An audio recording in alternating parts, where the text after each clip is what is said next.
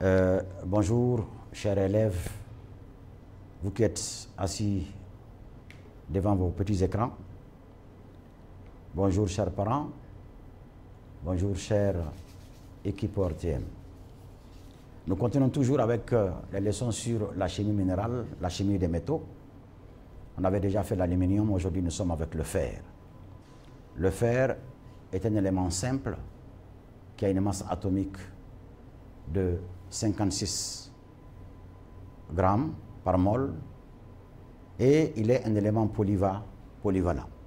Il a la valence 2 dans les composés ferreux et la valence 3 dans les composés ferriques. Alors, pour cette leçon, nous avons choisi le plan suivant. Grand 1, état naturel. Grand 2, propriétés physiques et mécaniques. Grand 3, propriétés chimiques. Et grand 4, usage. Alors, après cette leçon, chacun des élèves doit être capable de dégager l'état naturel du fer, de citer les propriétés physiques et mécaniques du fer, de citer et caractériser les propriétés chimiques du fer, de citer quelques usages du fer. L'état naturel du fer. Les minerais de fer sont très répandus dans la terre, où ils sont exploités lorsque leur teneur en fer est supérieure à 20%. Et les minerais les plus importants de fer sont les oxydes de fer 3, Fe2O3, les oxydes magnétiques F3O4 et les carbonates FeCO3. Les gisements de fer existent partout dans le monde, en Europe et en Afrique. En Afrique, nous avons les gisements de fer en Afrique du Sud, nous avons en Malaisie, nous avons en Mauritanie, en Guinée, au Mali, et surtout dans la région des Cayes au Mali. Les gisements de fer le plus abondant se trouvent au niveau de la région des Cayes. Au Maroc, on trouve aussi ces gisements de fer. En Algérie, on les trouve, en Sierra Leone, en Suisse, en Russie, en France et au Royaume-Uni. Propriétés physiques et mécaniques du fer. En parlant des propriétés physiques et mécaniques, nous allons d'abord parler de l'aspect du fer. Le fer est un métal blanc grisâtre lorsqu'il n'est pas travaillé. Cela veut dire lorsqu'il n'est pas poli, il est blanc grisâtre. Et lorsqu'il est poli, il est pur. Il est blanc, très pur. Constante physique. La masse volumique du fer est 7,96 puissance 3 kg par mètre cube. Le fer se ramollit avant de fondre à 1535 degrés Celsius. Il est assez bon conducteur de chaleur et d'électricité. Les propriétés mécaniques. Le fer est le plus dur des métaux usuels. Il est malléable, ça veut dire qu'il est facile à travailler. Il est ductile à chaud. Il est très tenace. Les propriétés magnétiques. Le fer est un métal magnétique. Il s'aimante lorsqu'il est placé dans un champ magnétique. Propriétés chimiques.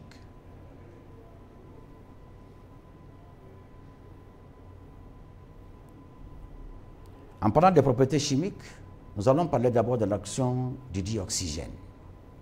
Action de l'air sec. Lorsqu'on prend par exemple un fil de fer ou bien un clou qu'on place à l'abri de l'air humide, le clou ne s'altère pas. Ça veut dire qu'il n'est pas attaqué par l'air humide. À la température ordinaire, l'air sec n'a aucune action sur le fer. Mais lorsque le fer est porté au rouge, ça veut dire à chaud, le fer s'oxyde rapidement et il se forme de l'oxyde magnétique de fer, qui est un solide gris-noir, Fe2O3, O4 plutôt, Fe3O4. L'équation est la suivante. Nous avons d'abord le fer, Fe, plus le dioxygène ici, qui est l'oxygène, qui va donner du Fe3O4, qu'on appelle oxyde magnétique. Ce que nous avons décrit dans l'expérience est illustré ici à ce niveau-là. Cela veut dire que lorsqu'on place le fer dans de l'oxygène à chaud, le fer va se transformer en oxyde magnétique de fer, le Fe3O4. Action de l'air humide. Le fer exposé à l'air humide s'altère lentement à froid. Il se recouvre d'un mélange complexe d'oxyde de fer appelé rouille. La rouille est le produit de la réaction entre le fer, le dioxygène et la vapeur d'eau. Et ici, nous avons un dessin qui illustre l'action de l'air humide sur le fer et qui le transforme en rouille. Donc ici, nous avons un bocal dans lequel plutôt est renversé 2 éprouvettes. Et dans ces 2 éprouvettes-là passe de l'air humide. Et au fond des éprouvettes, vous avez de la paille de fer. Et enfin, de l'expérience ici, on constate que à partir de l'action de l'air humide sur le fer, il y aura des points noirs qui vont commencer à se former au niveau de la dernière éprouvette. Des points noirs que vous voyez au fond ici. Et ces points noirs-là constituent ce qu'on appelle la rouille. Alors, comment protéger le fer contre la rouille? On a dit pour protéger le fer contre la rouille, il faut faire recouvrir le fer d'une couche qui doit protéger le fer contre l'air et la vapeur humide d'eau. Et pour cela, il faut une peinture à base de plomb. La formule, c'est le Pb3O4 qui est de couleur rouge. Une peinture à base de zinc, qu'on appelle le fer galvanisé. Une peinture à base d'étain, qu'on appelle le fer étamé. Et on peut aussi utiliser de la graisse ou de l'huile pour protéger le fer. Réduction du dichlore. Un fil de fer chauffé au rouge brûle dans le dichlore avec incandescence. Il apparaît une fumée rousse constituée de particules de chlorure de fer 3. F, l'équation est là, Fe plus Cl2 va nous donner FeCl3 qu'on appelle le chlorure de fer 3. Et ici, nous avons une illustration, ici, un schéma qui illustre l'action du dichlore sur le fer. On a pris ici du fer qu'on a brûlé et qu'on a introduit dans un bocal ici. Et il y aura apparition ici de fumée rousse de chlorure de fer 3. Ça veut dire tout simplement que le fer en brûlant dans le dichlore donne le chlorure de fer 3 qui est de formule FeCl3. Action du soufre. On porte à incandescence un mélange de soufre et de la limaille de fer. On obtient un solide noir qui est appelé le sulfure de fer 2. Alors le sulfure de fer 2 est de cette formule-là, FeS, sulfure de fer 2. C'est le fer plus le soufre qui nous donne du sulfure de fer 2. Et ici, nous avons pratiquement le chemin à ce niveau-là. On a le chemin ici, qui est là. On a le chemin qui est là et qui illustre ce que nous avons dit. Ça veut dire qu'on a porté ici un mélange de fer et de soufre à incandescence. À ce niveau-là, on les a brûlés. Et ici, on a porté le mélange qui a été brûlé ici. À ce mélange-là, on a ajouté de l'acide chlorhydrique. Et à l'aide d'un papier tournesol, on voit que le papier tournesol est en train de se noircir. La noirceur du papier tournesol nous montre l'apparition du sulfure de fer 2 qui est obtenu après l'action du soufre sur le fer. Nous avons l'action de la vapeur d'eau sur le fer. Certains disent réduction de la vapeur d'eau par le fer. Le fer chauffé au rouge réduit la vapeur d'eau en dihydrogène et il se forme de l'oxyde magnétique de fer, de formule Fe3O4. Nous avons ici un schéma qui illustre bien ce qui a été dit. Mais avant, nous avons l'équation ici. Le Fe plus H2O nous donne du Fe3O4 et un dégagement de dihydrogène. Et là, nous avons un schéma qui illustre bien ce qui a été décrit au niveau de l'expérience. Nous avons un ballon qui contient de l'eau qu'on essaie de chauffer. Et ce ballon-là est relié à un bocal sur lequel est renversé un tube à dégagement. Et le tout est relié par un four électrique qui contient le fer lui-même. Alors lorsqu'on chauffe l'eau du ballon, l'eau va passer dans le four électrique et à partir du tube, ça va apparaître au niveau du bocal et un dégagement de dihydrogène va se dégager ici. Et pour savoir exactement que c'est de l'hydrogène qui s'est dégagé, il s'agit tout simplement d'enlever l'éprouvette et de mettre au bout de l'éprouvette un brin d'allumette. Il y aura une détonation et la détonation va nous indiquer que c'est effectivement de l'hydrogène qui est en train de se dégager. Réduction des solutions acides. À froid, le fer agit sur les solutions acides, sauf l'acide nitrique. On observe un dégagement de dihydrogène et la formation des sels ferreux. Ici, quand on parle de solutions acides, on parle de l'acide chlorhydrique, on parle de l'acide sulfurique, de l'acide ni et de l'acide nitrique. Cas de l'acide chlorhydrique et de l'acide sulfurique. Le fer réduit les solutions d'acide chlorhydrique et d'acide sulfurique avec dégagement de dihydrogène et formation du chlorure et du sulfate de fer 2. Nous avons ici la première équation. On a HCl qui est l'acide chlorhydrique auquel on ajoute le fer. Il y aura la formation du chlorure de fer 2 et un dégagement de dihydrogène. Au niveau de la deuxième équation, comme nous l'avons décrit, nous avons l'acide sulfurique H2SO4 plus le fer qui va donner ici du sulfate de fer 2 et un dégagement de dihydrogène. Cela veut dire tout simplement qu'avec l'acide chlorhydrique et l'acide sulfurique, on obtient le chlorure de fer 2 et le sulfate de fer 2. Cas de l'acide nitrique. Avec une solution d'acide nitrique, une attaque violente se produit à froid. En plongeant un clou de fer dans l'acide nitrique, légèrement dilué, il y a formation du nitrate de fer 3 et un dégagement du monoxyde d'azote qui se transforme en dioxyde d'azote au contact du dioxygène de l'air.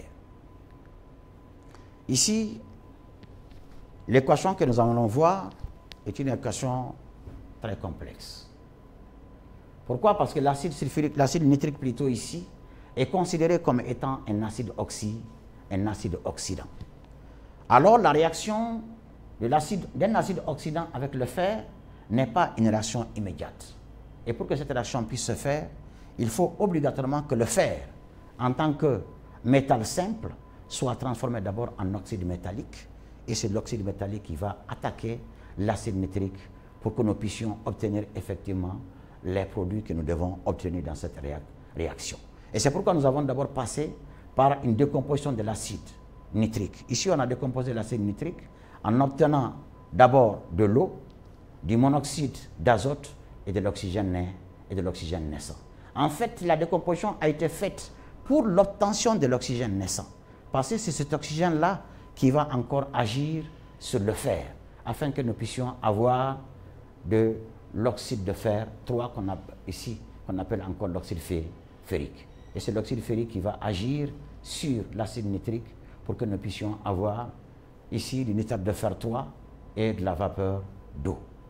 Alors, les trois petites équations que nous allons faire, on va regarder ici. On va d'abord procéder à une simplification. En simplifiant, nous regardons vers la gauche. D'abord, on regarde vers la gauche et vers la droite. Tous les éléments qui vont se répéter vont partir, vont quitter notre équation. Et c'est pourquoi vous voyez ici que l'oxygène naissant qui est là va quitter l'équation parce que l'oxygène naissant se répète. L'oxyde de fer 3 aussi va quitter l'équation parce que cet oxyde de fer 3 aussi se répète. Et en fin d'équation, nous obtenons ici HNO3 plus Fe nous donne H2O plus NO plus FeNO3 3 fois. C'est le NO là qui, en contact de l'air, peut aussi se transformer en dioxyde d'azote. Donc voilà ici le dessin qui illustre parfaitement la description que nous venons de faire. Ici, nous avons d'abord pris un verre, donc un récipient en verre, dans lequel nous avons mis ici un morceau de fer, si vous voulez, un copeau de fer. Et on a versé un peu d'acide sur le copeau de fer et l'acide tombe goutte à goutte sur les copeaux de fer. Et qu'est-ce qu'on va constater? On va constater à ce niveau ici, après l'acide, on a encore ajouté de l'eau distiller. Ce qui fait ici que l'action de l'acide sur le fer va nous donner ici un dégagement de vapeur nitreuse, du NO, qu'on appelle le monoxyde d'azote, qui au contact de l'air va se transformer en dioxyde d'azote. Cas de l'acide sulfurique concentré. L'acide sulfurique a le même comportement que l'acide nitrique. Mais avec l'acide sulfurique, on obtient non seulement, il y aura non seulement un dégagement de dioxyde de soufre qui est reconnaissable à partir de son odeur qui est une odeur suffocante, et aussi à partir de son action de décoloration sur le permanganate de potassium. Donc, la réaction est la même que la réaction que nous avons eu à faire au niveau de l'acide nitrique. Nous prenons d'abord ici l'acide sulfurique que nous décomposons pour obtenir l'oxygène naissant. Ensuite, en deuxième phase, l'oxygène naissant va agir sur le fer pour donner le Fe2O3, et en troisième phase, le Fe2O3 va agir sur l'acide sulfurique pour que nous puissions avoir le sulfate de fer 3 et la vapeur d'eau. On va additionner membre à membre après simplification. Donc quand on fait la somme, après simplification, on va obtenir une dernière équation qui est l'équation globale. H2SO4 plus Fe va nous donner H2O plus SO2 plus Fe2SO4 3 fois. L'action des bases. Les bases n'ont aucune action sur le fer. Et c'est pourquoi il est facile de stocker ou bien de transporter la soude et la potasse liquide dans des fûts en fer. Usage du fer. Le fer est employé pour la fabrication des rails, des chemins de fer, des poutrelles, des grillages, des clous, des vis. Il est également utilisé dans la fabrication de l'électroaimant, des dynamos, des transformateurs. Et le fer galvanisé est aussi utilisé pour la clôture des pâturages, la couverture des habitations, la fabrication des gouttières, la protection des bateaux citernes. Chers élèves, chers parents, voilà que nous venons de finir cette leçon-là et merci bien de votre écoute.